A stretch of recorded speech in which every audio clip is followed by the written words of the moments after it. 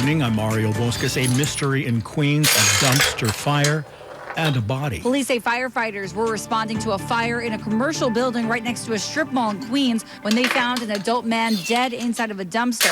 Police say they're still looking into what the exact cause of death is and how the fire started, but sources believe this could have been a man that was homeless and trying to light a fire to stay warm inside the dumpster. Police say the city's medical examiner is working to figure out exactly who this victim is and what is the exact cause of death. Mary Lynn Buckley, 1010 wins on 92.3 FM.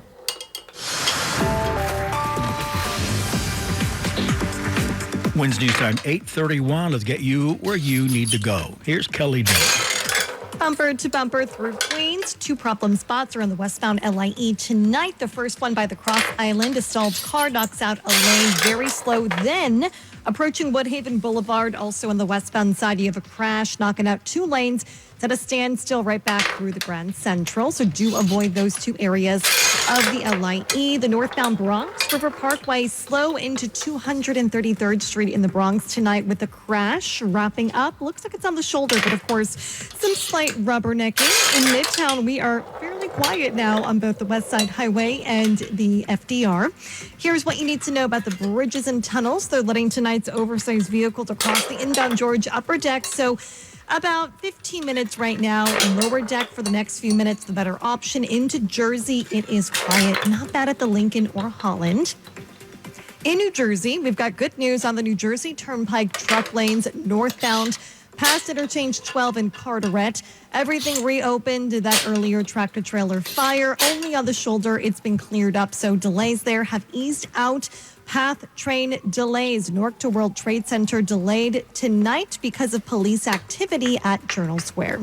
Kelly Dillon, 1010 wins at 92.3 FM. Let's get a check of the AccuWeather forecast with meteorologist Brian Thompson. Well, after it's been so cold over the last several days, we are going to see a bit of a warm-up over the next few days. We'll see temperatures holding in the low to mid-30s tonight with a good deal of clouds. Still mostly cloudy for tomorrow, and it won't be as cold as the last few days, a high of 42. Rather cloudy and damp tomorrow night, even a bit of rain or drizzle around with a low of 38. Might have a leftover shower first thing on Wednesday. It will be a blustery day with clouds breaking for some sun. Wednesday's high about 47. A good deal of sunshine on Thursday, high again about 47. And it might warm up into the 50s by Friday and Saturday, but the rain chances are going to be on the increase. I'm AccuWeather meteorologist Brian Thompson on New York's weather station. 1010 wins on 92.3 FM. The state is working on new standards to keep kids safe online. There's word in her upcoming State of the State address. Governor Hochul will be proposing a default setting for online platforms that should ban viewing or messaging minors. Governor Hochul. We will have first in the nation age assurance standards under our Safe for Kids Act. And we're going to require social media companies and messaging and gaming companies to automatically default to those privacy settings at the highest levels for anyone under the age of 18. That's from a press conference today. Specifically, the safeguards would automatically keep strangers from viewing, tagging, or messaging minors and would be among the strictest in the nation. These measures to be part again of the State of the State set for a week for tomorrow. From tomorrow, you'll hear it, part of it, and the reporting on it on 1010 Wins. A follow-up to a story we're covering here on 1010 Wins. A Long Island mom is hoping to soon have a life-saving double lung transplant. Mother of 5, Anna Marie Patterson, struggles every day. She needs oxygen to breathe, and until now, she has not been eligible to have a life-saving double lung transplant because she lives in a shelter on Long Island. Thanks to generous donors, she raised $30,000 to rent a house, which will allow her to no longer be denied the surgery. The 40-year-old says she developed lung problems after she was diagnosed with an autoimmune disease. Sophia Hall, 1010 wins on 92.3 FM on Long Island. Now, despite rumors to the contrary, police in Heber City, Utah are not being turned into frogs. An AI glitch transcribing police reports is apparently also listening in to the Princess and the Frog movie playing in the background, then stating the officer in the case was transformed into a frog. Despite that, officials say they will continue using AI to transcribe their reports. Heber City Police Officer Sergeant Rick Keel says there will be, however, tighter oversight. If I want to review that to make sure that's accurate, I just hit the timestamp. I'm saving myself about 6 to 8 hours. But they'll still work hard to prevent more cops turning into frogs, thanks to AI, and that was from Fox 13. Well, this is not the famous TV emu from insurance commercials, a real-life one, on the run, now nabbed after having been on the lam from owners in Arizona. Kevin had run away, scared off by New Year's fireworks in Peoria. After posting on Facebook, the calls came in. Kevin was safely returned home Sunday. A fast food giant getting a lot of ribbing over a popular and elusive item. The buzz is viral when McDonald's brings back the McRib, providing fodder for late-night comedians. McDonald's made the announcement after moving some old boxes in the freezer. Like Seth Meyers. These are still here? A class action lawsuit accuses McDonald's of misleading customers into believing the McRib contains a premium cut of pork, like spare ribs. On its website, the fast food giant lists the ingredients as pork, water, salt, dextrose, rosemary extract, but doesn't mention rib meat. Jim Ryan, ABC News. Still listening to us on AM? It's like using a rotary phone in a smartphone world. Make the switch to All News 92.3 FM. Your ears will thank you. The News Watch never stops. This is 1010 Wins at 92.3 FM. You give us 22 minutes, we'll give you the world. Good evening, 37 degrees at 8:40. I'm Mario Bosquez. Here's what's happening. Venezuela has a new interim president. Nicolas Maduro here in the city says, I'm still president, not guilty on drug trafficking.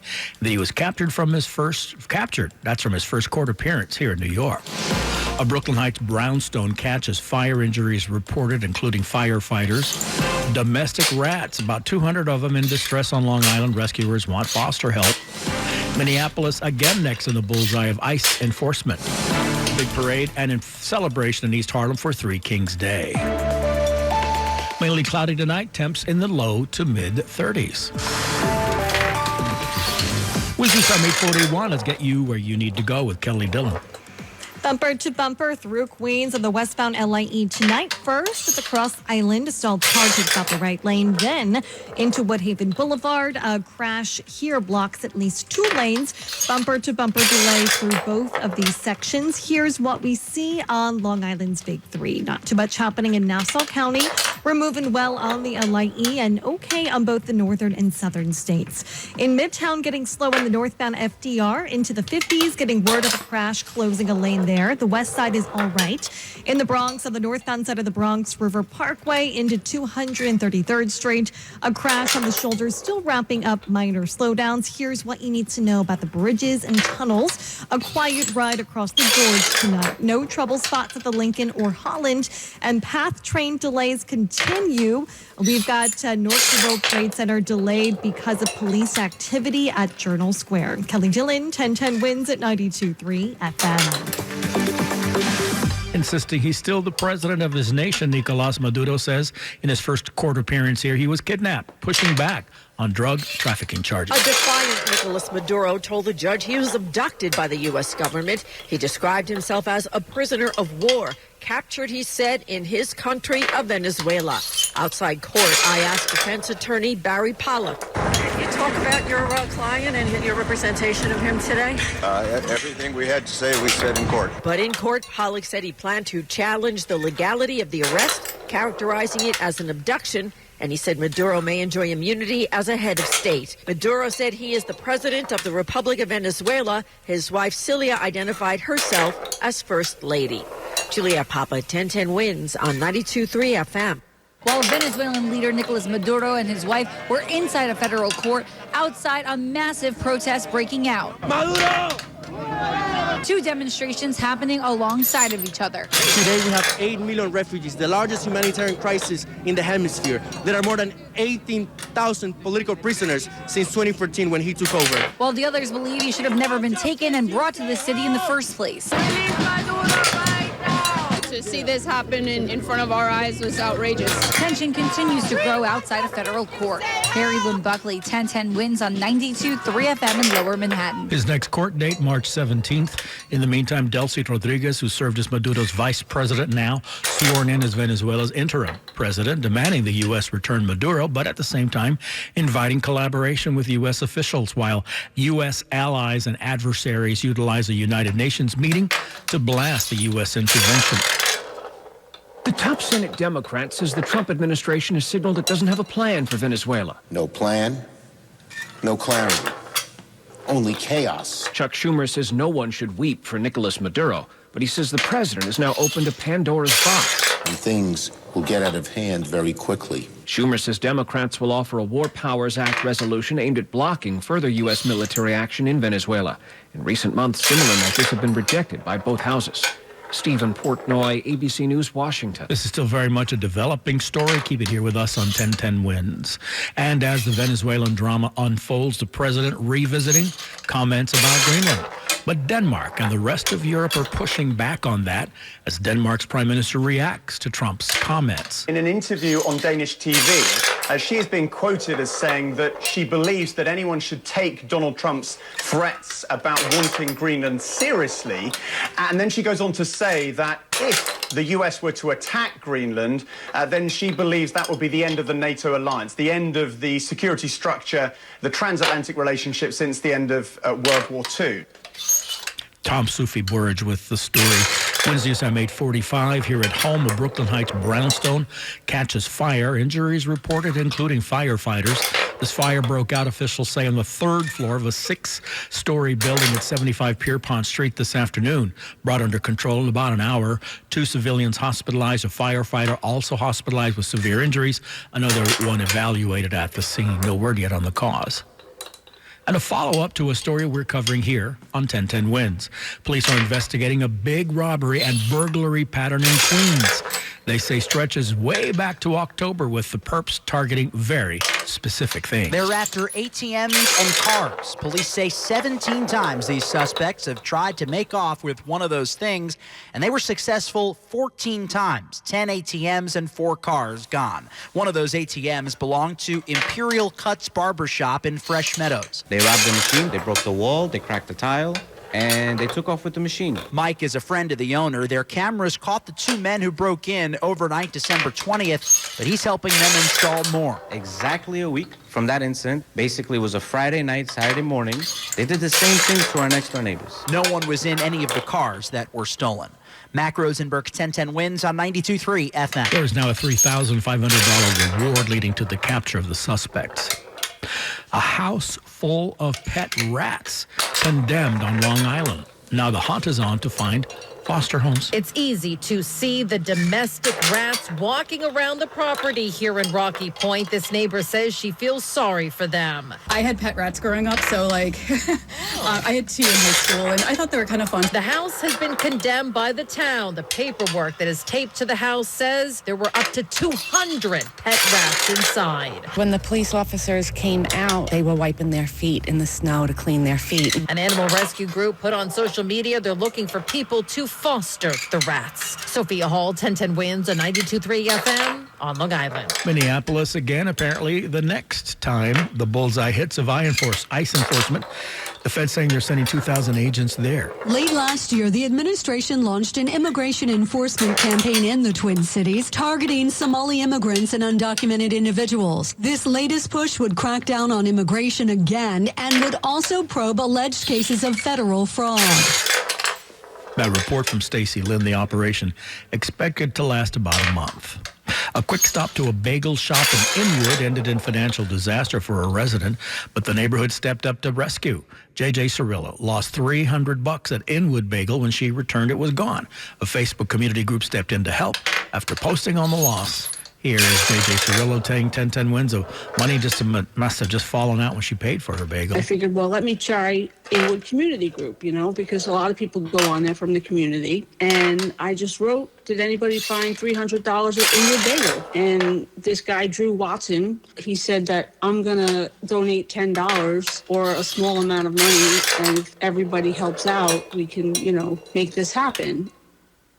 She said the lost funds were part of her rent money.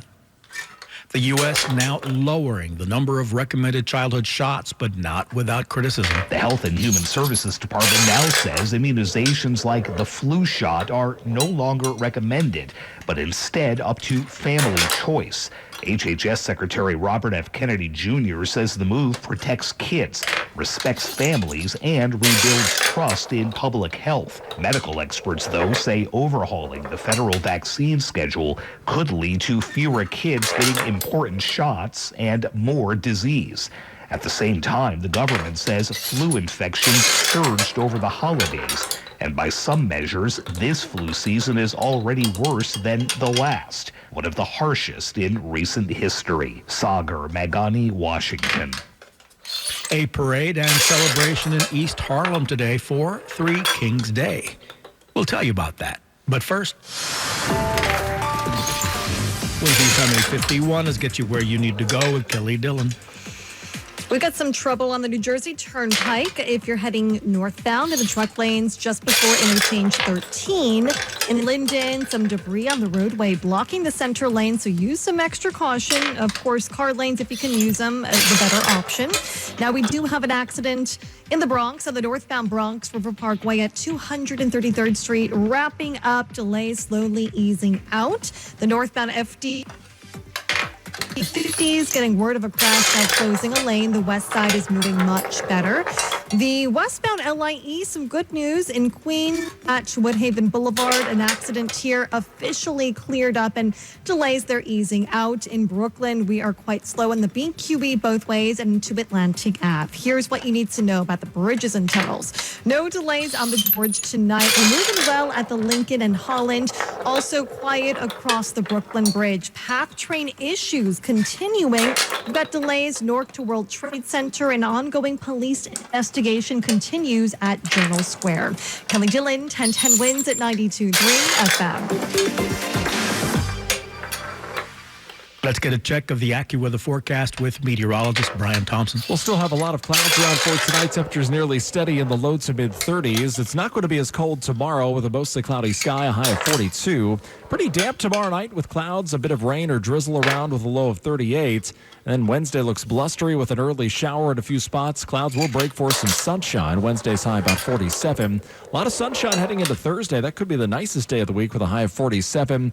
As it does look a little bit warmer Friday, highs likely into the 50s, but it will be a cloudier day with some rain at times, especially in the afternoon, and more rain likely Saturday, as highs again could reach the 50s. I'm AccuWeather meteorologist Brian Thompson on New York's weather station, 1010 wins on 92.3 FM. Put a candle in the birthday cake for congestion pricing. The anniversary was celebrated at the McBurney YMCA by Governor Hochul, Mayor Mamdani, and MTA Chairman Janno Lieber, who took a swipe at President Trump. Governor, it's the YMCA, so I was sort of hoping that the president would roll in here doing his YMCA dance in support of congestion pricing, but I guess I'm going to have to wait to see whether he does it when we go to court in a month. The governor said she is not backing down. I'm not afraid of taking on the fight with him or anybody else who attacks our authority as a state and a city to implement a policy that is for our own constituents. And as she seeks re-election, the governor promised the tolls will remain the same. Marla Diamond, 1010 wins on 92.3 FM. Now Bloomberg Money Watch.